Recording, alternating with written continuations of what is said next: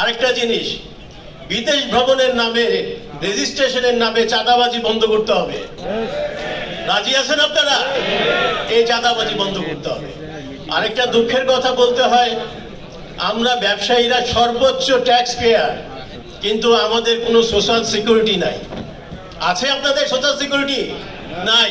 আজকে আমি মারা গেলে who will take care my family? কিন্তু আমি কিন্তু 22.5% ট্যাক্স দিচ্ছি। আজকে একটা প্রাইমারি স্কুলের টিচার, তার পেনশন আছে, প্রভিডেন্ট ফান্ড আছে, আমাদের কি আছে? কিছু নাই। হু উইল টেক কেয়ার আস? আপনারা কি এটা চান যে আরো 3% আমরা দিব? আমাদের টাকা দিয়ে আমাদেরকে পেনশন দিবে যখন আমরা রিটায়ারমেন্টে যাব বা আমাদের কিছু হবে? চান আপনারা? আগামী নেতৃত্বে যারা আসবে তাদের কাছে আমার অনুরোধ, আপনারা এটাকে মেক শিওর করবেন প্লিজ।